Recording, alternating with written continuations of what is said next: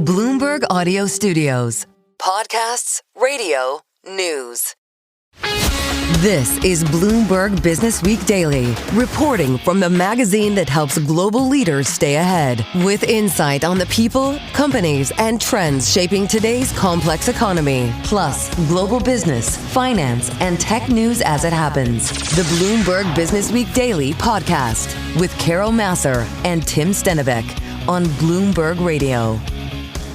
U.S. mortgage rates ticking up for the first time in a month. They are still sticking close to their lowest levels in more than a year. And the good news, there is some affordability set to gradually improve as modest rises in home values mean that incomes can catch up, opening up a wider pool of shoppers able to buy home. That's according to Karen Nigg. She is senior economist over at Zillow Home Loans. So that's going on. And then we had what President Trump had to say yesterday that made us all like, wait, what? Yeah, this is at least his plan to make homes more affordable. That is to ban institutional investors from buying single-family homes. Not everybody agrees that's the way to do it, especially Connor Sen of Bloomberg Opinion. He's founder of Peachtree Creek Investments. He joins us from Atlanta. Connor, you have this column out this morning. You argue that this is not the right way for the president to approach housing affordability. Why is that? I think the first thing you want to do if you want to make affordability better is you want to make sure that at least we're not building fewer homes as a result of any policy change. And my concern, at least if you're talking about preventing institutions from buying new homes, build to rent, things like that, is you're just taking away a source of demand from home builders. And rather than them selling homes to individual home buyers instead, they might just produce fewer homes because right now they're really struggling with profitability and weak demand. And I don't think you want to remove a source of demand. So I think you want to find other ways of facilitating transactions and improving affordability without really going after the home builders. I always feel like, Connor, when we talk to folks in the home building market, it's a lot of it has to do with available land, buying land, and then dealing with local markets. We know real estate is such a local marketplace. I feel like it always comes down to more of that versus whether or not institutional investors are buying, especially when they're such a small part of the market. Right. Like John Burns Research and Consulting has data that says that among the new home builders, new home market, institutions are only about 4% of the market. And they're really buying communities custom built for them. They're not competing with a 33-year-old about to have a kid to buy one-off homes. It's really, we're going to allocate a certain number of homes for institutions, or in some cases, when the market's weak, like it was in 2022, if home builders are really struggling to offload inventory, it's like, here's a buyer of last resort, so to speak. And that just helps de-risk the industry, where they can keep producing homes, knowing that even if market conditions turn more rockier, there is a buyer out there, even if households walk away. Yeah, I think that data is really interesting. And I think there's a lot of politics in this too, Connor. I mean, you've written about the politics of rising prices, especially in your home area around Atlanta, and the way that power costs have increased. Maybe this is a way for Republicans to say, we are addressing, ahead of the elections, we are addressing the affordability issue. It seems populist and political at its core. And I get how a lot of people in both parties see a headline like, keep Blackstone from buying your home. And that sounds compelling, but the facts just don't really back up that they're a major player. Like in Atlanta, they do own a fair number of homes. I think we're the number one market in the country for institutional ownership. But most of these homes were bought in the early 2010s in the wake of the foreclosure crisis. And at that time, there really wasn't much home buying demand at all. And so institutions stepped in to really prevent the foreclosure crisis from getting worse, prevent home values from falling even further, prevent banks from failing. And I think in 2026, we lose sight of that, but they haven't really been a big player in the market in recent years. These are just homes they bought 15 years ago in a very different environment. I thought Jonathan Miller of Miller Samuel, he was on with Scarlett a little earlier today. He said that part of the issue is that the highest concentration of investment is in the South, where there's already excess supply of homes right now. So even though, and that's where these institutional owners of single-family homes have a high concentration. As Carol mentioned, so much of this is local. This all has to do with local. The issue it comes down to, Connor, is zoning and making sure that people are saying yes in my backyard to upzoning, yes in my backyard to building more dense housing. Is that the only solution here? I think that's a big part of the solution. And the other one that I've written about recently is that in a normal housing market where we're selling maybe 5 to 5.5 million homes a year, people tend to move from north to south, maybe retirees in Connecticut moving to Florida, people in California moving to Austin. And because resale transactions are down about 25% from normalized levels, that migration flow isn't happening. And that's why the tightest housing market in the country right now is Hartford. And I've got a lot of love for Connecticut. I've got a cousin who lives up there, but I don't think that Connecticut all of a sudden became the hottest housing market in the country. I think just this decline in mobility and migration means that a lot of retirees who might want to leave Connecticut are kind of stuck there, and therefore their homes aren't hitting the market. And that keeps younger people in Connecticut from buying homes that maybe would have been available if people could move to Florida the way they could in the 2010s. So, Connor, is it more not about an affordability issue? I mean, I was trying to look at some numbers, and I think it's about 66 to 67% of Americans actually own some kind of property or home ownership. I think it's 85 to 90 million Americans. I mean, so is it not an affordability issue? Is it more about people not moving around, that the houses are there, it's just maybe not where they need to be? And you can understand why home builders might be hesitant to build homes, because at some point, all the baby boomers, forgive me, a lot of them in my family, they're not going to be around anymore, and there's going to be home supply. I think your point's a really regional issue right now. There Okay. are plenty of homes to buy in Florida and Texas, and the real shortage in the Northeast and the Midwest. And so you have this two-tier market where the places where builders build have plenty of homes. The places where builders typically don't, where zoning's harder, to your point, have a real shortage. And so I think you want to address both sides. To me, the elegant way is to try to find policies that will get transactions back to normalized levels, which that won't lead to more building in Connecticut, but that'll make it easier for homeowners in Connecticut who want to retire to the South to move out and free up that inventory for people in the North. And then to your point, people in the North just have to create zoning policies that allow for more homes to be built. And it's a hard fight that'll take time, but that's just part of the solution as well. Yeah, and that's a local fight, as everybody knows who've been to the ballot box or followed local politics. Hey, Connor, before we let you go, when the actual publicly traded home builders that do the home building in this country, how much of it is on them versus the smaller developers, like the guy on my block, for example, who's bought 3 different homes and rehab them and flip those homes. How much is about that supply versus those institutional home builders? I think the publicly traded builders that, again, are predominantly in the South and West, they're doing their job. They're trying to build homes. They're operating at profit margins that they don't want to be operating at. And it's the smaller builders that are dominating the Northeast that have a harder time accessing capital. They're struggling with cost and things like that. So again, I do think it's different issues. And so it's probably more of a local regional issue to address the true shortage of where it currently exists rather than a national solution where, again, publicly traded builders already are doing their best and they're struggling. And so they're not the bad guys here. Stay with us. More from Bloomberg Businessweek Daily coming up after this. You're listening to the Bloomberg Businessweek Daily Podcast. Catch us live weekday afternoons from 2 to 5 Eastern. Listen on Apple CarPlay and Android Auto with the Bloomberg Business app. Or watch us live on YouTube. All right, we do want to, as we continue to follow that, we are following a lot of economic news coming out on the U.S. economy and also trying to kind of fold in everything that's going on and what it means for investors, Tim. Yeah, and that, of course, is the U.S. economy. Companies here announcing fewer layoffs last month while planning more hiring, potentially easing fears of a sharper slowdown in the labor market. Also, U.S. labor productivity accelerated in the third quarter to the strongest pace in 2 years, adding to evidence that efficiency gains are suppressing inflationary pressures and wages. And the U.S. trade deficit narrowed in October to the smallest since 2009, a sharp pullback on imports, notably pharmaceuticals. Weighing in on the U.S. economy and the Fed rate trajectory on Bloomberg Surveillance, Fed Governor Stephen Miron. I'm unsurprisingly the lowest odd. I'm looking for about 1.5 points of cuts. A lot of that is driven by my view of inflation. Underlying inflation is running within noise of our target, and that's a good indication of where overall inflation is going to be going in the medium term.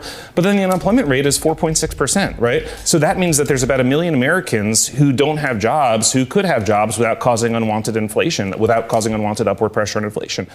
All right, that, of course, is Fed Governor Stephen Miron this morning on Bloomberg Surveillance. The New York Times also reporting that the president says he has made up his mind when it comes to his Fed chair pick. So let's talk the economy. I thought he had already made up his mind. It's the thing that keeps on promising. At some point, you got to make a pick. Yeah. We'll see. When it comes to this president, he'll make up his mind, I guess, when he's ready, right? Let's talk about that, the Fed pick, the Fed policy, the U.S. economy, and really what it means for markets and investors. With us is Bloomberg Economics, U.S. and Canada economist Stuart Paul right here in studio, along with Ali McCartney back with us, Managing Director of Wealth Management and Private Wealth Advisor with Alignment Partners at UBS. Happy New Year. Good to have you both. We decided to put you together because we feel like it all makes sense. But Stuart, we want to start with you. Fed Governor Myron is advocating for 150 basis points of cuts in 2026. Do we need that? Would that make a difference in the labor market? And is that what needs to be targeted when it comes to the Fed? I think 150 basis points is way too much. I think that it really assumes that policy is super restrictive right now. But when you look at, let's say, credit spreads, when you look at asset valuations, when you look at household bankruptcies, when you look at credit card delinquencies and auto loan delinquencies, it's pretty clearly the case that monetary policy is not so restrictive that 150 basis points of cuts is warranted. I think that when we then look at the labor market, it looks to me like a lot of what we're seeing, the slower absorption of labor by firms, it looks like that's mostly due to a structural rebalancing rather than cyclical weakness. And when that's the case, again, why rush to make cuts? Why rush for 150 basis points of cuts this year? Ali, you're nodding. I see you. Come on in. Well, look, I think there are two things. You don't have to agree with Stu just because he's next to you. Fair. First of all, the relationship between monetary policy and the labor market is tenuous at best. Second, inflation, as they said, is exactly where they think it should be, and that seems to be proven out. And the cyclicality has been significant. Part of why we are where we are right now in terms of market highs, in terms of things like where precious metals are, is because growth has surprised to the upside again and again. And you're seeing that, and to tie this all together, you're seeing that in productivity. When you look at the 18 companies that have off-cycle reporting and have already reported full year and third quarter, they are beating by, as done in the third quarter, about 2 times what the street had expected. So they're beating at about 14%. So things are pretty good. Not on revenues. Yeah. Not on revenues. Okay. On productivity gains, on margin. And so things are pretty good. There's a lot of noise. A lot of it's coming out of DC, like moment by moment, but things are good. Well, that noise from DC, Stu, and we talk with you and we talk with Ali about this. I mean, we think about yesterday, all of the social media from President Trump, whether it was on the housing market, whether it was on defense companies, there's a lot, everything that happened in Venezuela, which makes you think, okay, what geopolitically next might happen? How do you continue to pull that in? And Ali, we're going to ask the same of you. How do you continue to pull that in and factor it into maybe economic projections, or do you not? Well, we do. We do think that there's going to be a considerable amount of fiscal tailwinds that support growth throughout 2026. We do get a lot of noise when it comes to things like housing policy. And then when we factor in something like a banning of institutional investors from buying homes, we then have to think about the knock-on consequences for home valuations, for household wealth. It starts to get very tricky. So we're sort of moving at the pace of policy as opposed to at the pace of rhetoric. And right now, where we see the policy stance is that deregulation, fiscal tailwinds are going to support growth throughout the year. And again, when that's the case, no need to rush for cuts. Ali, what about when it comes to more spending from the U.S. government? What if the president gets his wish and sees an additional $500 billion in the defense budget up from $1 trillion? Well, then we have a couple issues because there's both sides of that trade, right? So then we have increased fiscal tailwinds, which are already, through the big beautiful bill, which are already sort of myriad, and we've seen them already in a sense. You're talking about the deficit and just then spending. You have the deficit, right? So all of these things play together, and I think to your point, right now you have to invest on Fed directionality, not magnitude, earnings, which is going to be significant this year, probably 10 to 12%, and much more broad. Well, when we say much more, there are about 10 companies that made up 50% of the earnings in 2025, and quite honestly, the year before and the year before. Now they're going to grow at about 22%, while the rest is going to grow about 4 or 5%. But believe it or not, there is some more breadth to that. But those are the fundamentals you have to invest in. And then you have to understand that this concept that has been coming out of Washington the last couple of days, which is affordability, is a big deal because midterm elections are this year. And so there is going to be a lot of policy put forward, a lot of rhetoric, and it's almost going to be like a live action show for the next number of months, seeing what happens between Trump and Congress, what happens in the Fed, and sort of figuring out what of these are, could happen 100%, what could happen 0%, and what's happening in the middle. Stu, you've been looking at the midterms, right, and doing some kind of in-house calculations a little bit about whether or not we might see a GOP pushback, or maybe it won't be as strong as everybody's expecting. Yeah, Ali brings up an interesting point about just how much affordability has been at the forefront of people's minds, including for voters.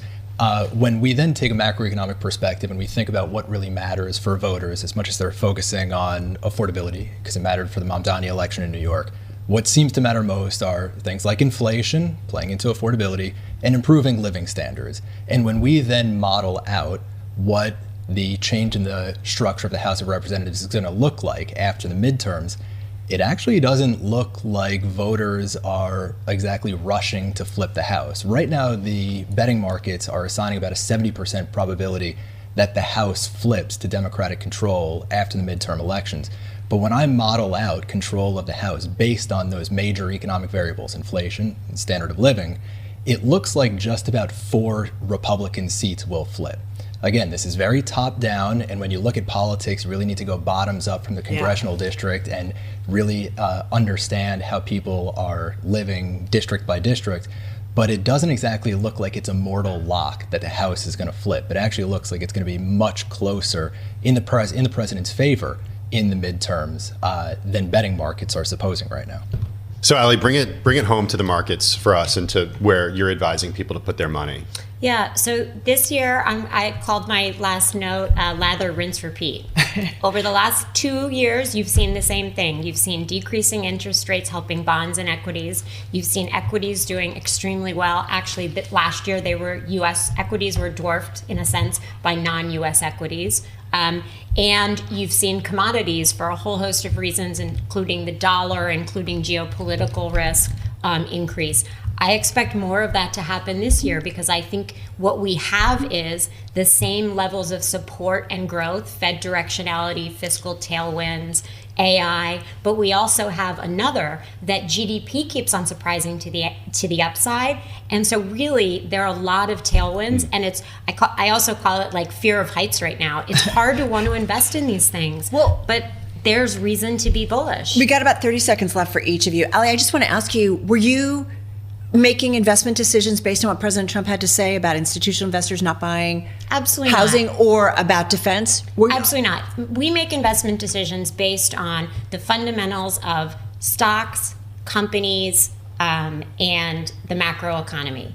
When and if that changes, and these things could markedly change that, right, then we would make maybe tactical changes where we would overweight defense in something, but not on a tweet. But in terms of absolutely, that you'd get brain damage from doing that. 25 seconds left for you, Stuart. Are we going to get brain damage coming off of the jobs report tomorrow? No, just real quickly, what do we need to know? No brain damage. I'm expecting 80 to 100,000 jobs added in the month of December. Feels low.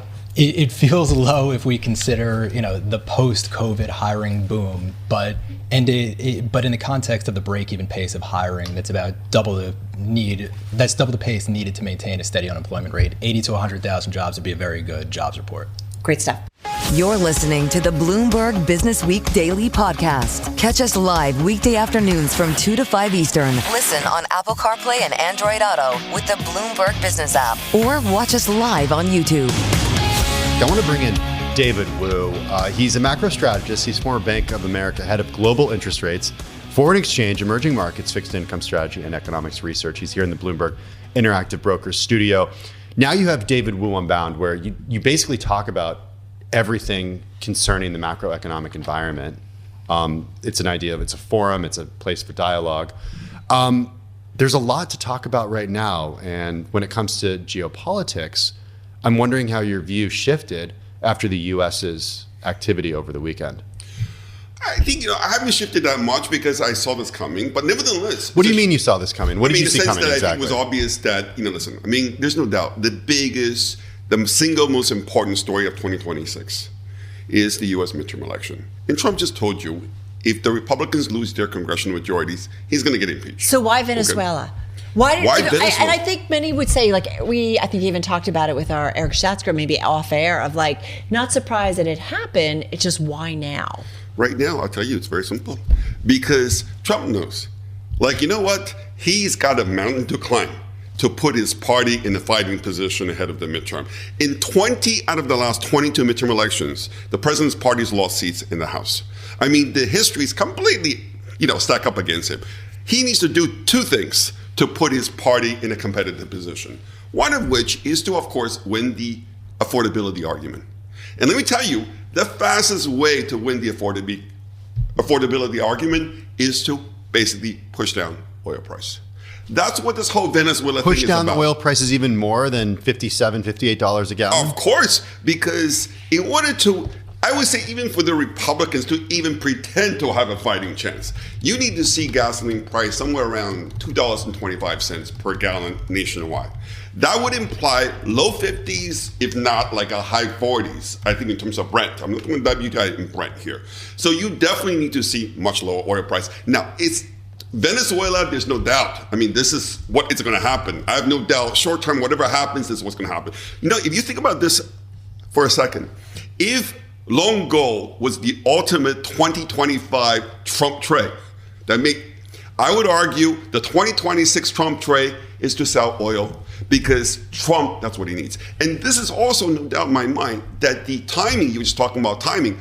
Do you know that Netanyahu, Bibi Netanyahu, okay, my prime minister, because I now live in Israel, I just became an Israeli citizen last week, actually was in Mar-a-Lago the day before Trump gave the go-ahead to basically take out basically Maduro. What's the relationship there? The relationship is obvious. Maybe not that obvious, because I personally think that the whole Venezuela thing actually smacks of, Mossad, whatever hallmark of the way it's being done and so on and so forth. But most importantly, that happened 4 days after massive demonstrations erupted in Iran. Mm-hmm. This is very important because if you remember the last time massive demonstrations erupted in Iran, Obama was still the president. And then, the students were getting shot in Tehran and they were crying for help from Obama, who did nothing. Trump this time did not waste any time. Not only he took out Maduro to show that he can remove Khamenei from power if he wanted but more importantly, is this a message to Iran? Of course. So it's a message to protesters in Iran. The message to the protesters said, you know what? If the regime so much to touch one hair, we're going to go after them. It's to embolden the protesters to come out on the street and to topple the regime. So you're saying this is more of a move to help Israel? I don't think it's help. It's to help it's to bring down oil price. That's what this is about. It's to bring down, because guess what? Venezuela is an OPEC member. OPEC is going to be much weaker once you get a U.S.-friendly regime in Venezuela. And Iran, if Iran's regime falls, you're going to get a pro-U.S. regime. So then, how does this change the relationship with the U.S. and Saudi Arabia? We saw President Trump last year make a big trip to the region, to the Middle East, to talk about investment, and we've seen close ties with business relationships, investments in the U.S. Does it change the relationship that the U.S. has with the Middle East? Listen, obviously, the reason why bin Salman was so happy to buy all these U.S. arms is because the U.S. guaranteed of his security in the face of any potential Iranian aggression. So from that point of view, the Saudis can't say anything if the regime falls. Actually, that'll be the best thing for the Saudis if the regime falls. But if the regime falls in Iran, this will almost amount to even more basically supply of oil in the world, which means low oil price. The Saudis need oil at $85 a barrel. I think this is actually does not spell well for the Gulf oil producers. The core of the OPEC, especially given non-OPEC production is rising like crazy. Okay, so I'm just thinking about all of this geopolitical stuff that's going on. So what does it maybe set up in terms of the investment environment for investors in your view? For what it's worth, I'm short the December Brent contract, okay? Because I think that oil price is going to be heading towards the low 50s, not the high 40s. And however, I'm also long the front month contract, the March contract, because I don't think that the March to equilibrium is going to be a straight one.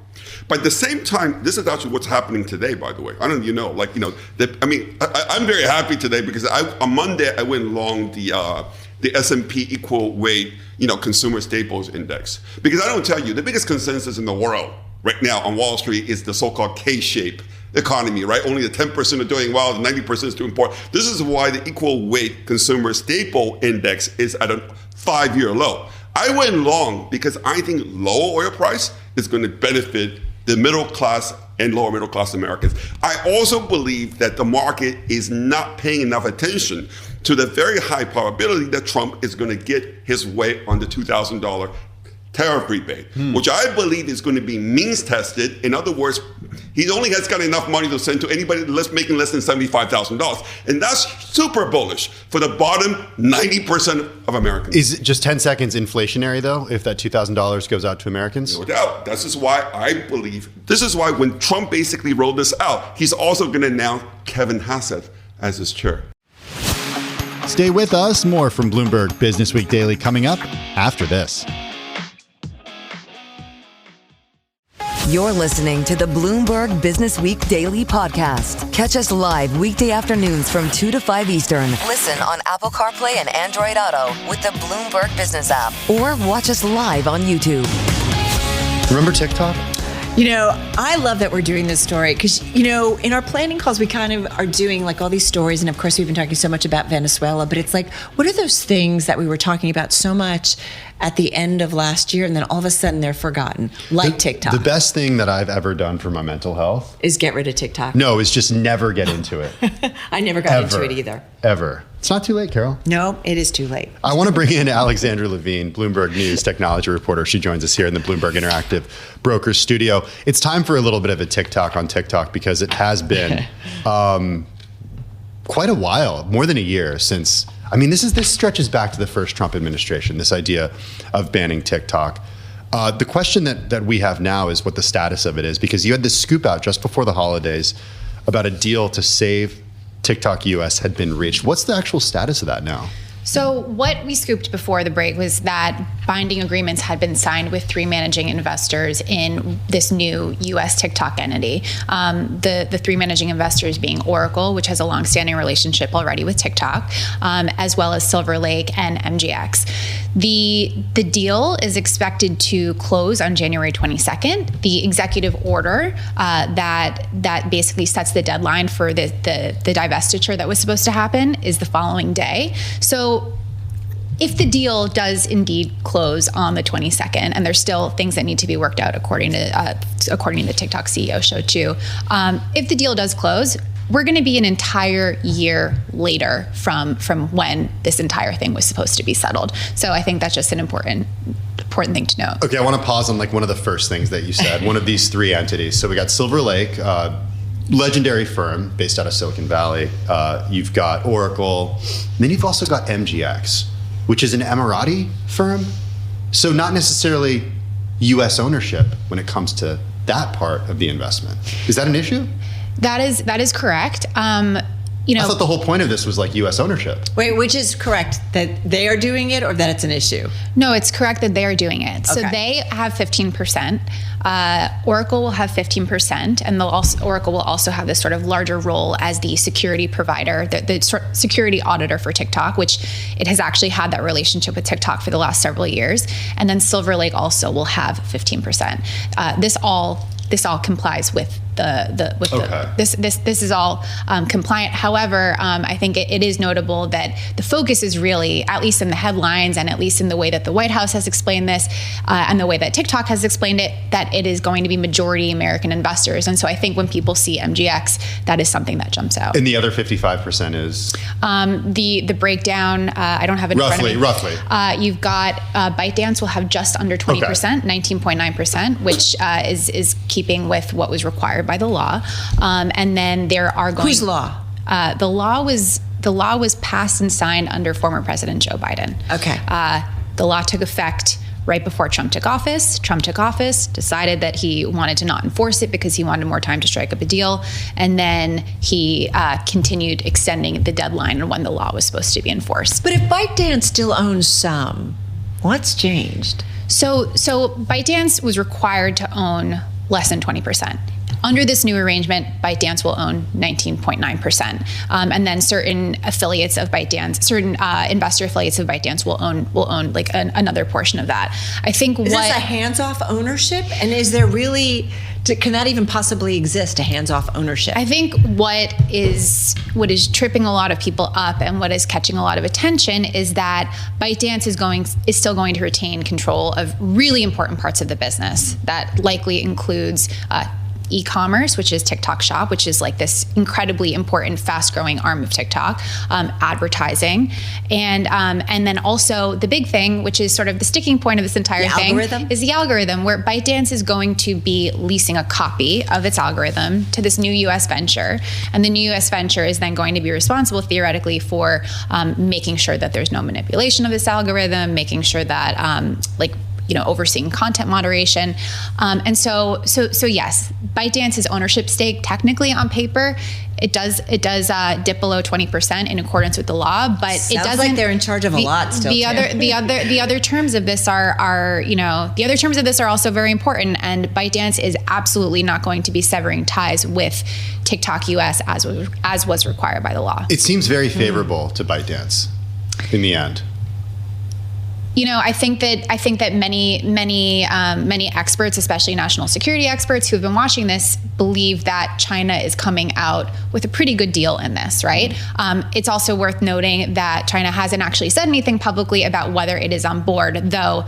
If the TikTok CEO put out the memo that he put out, which we wrote the scoop on back in December, we can assume that wheels are in motion. But I think it's important. I think it's important to note that yes, China does come out sort of in a strong position here. I think President Trump has already and will continue casting this as a win for his administration as well, because he was able to as them being able to thread a needle that Biden was not able to thread. But I do think it's important to focus as well on how this will benefit China, especially as ByteDance grows there far beyond its own version of TikTok to become this AI powerhouse.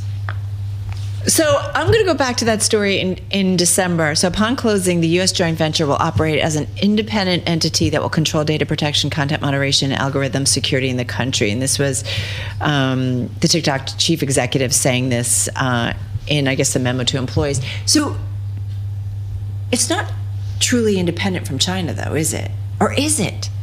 I guess that's the question we all still have.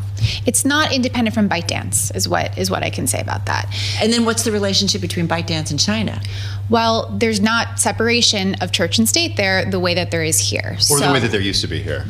Exactly. I will point out, the reason I say that is because the president just said he finished this great meeting with Intel CEO Lip Bhutan. The United States government is proud to be a shareholder of Intel. So we're in this different world now.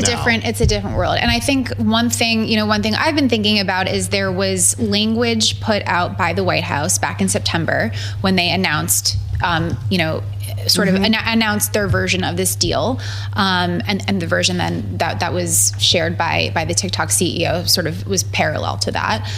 The White House, in their own words, described doing this arrangement in partnership, the guarding of TikTok, the oversight of its algorithm, doing some of this work in partnership with Oracle. What in partnership with Oracle, what that means, and the extent to which the U.S. government would be involved is definitely a question.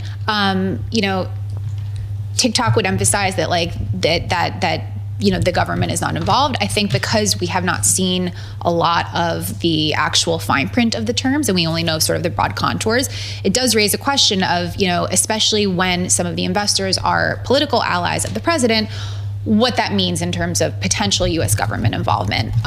So just something to think about. Does Oracle sell to China? I know they do a lot overseas. I'm just curious.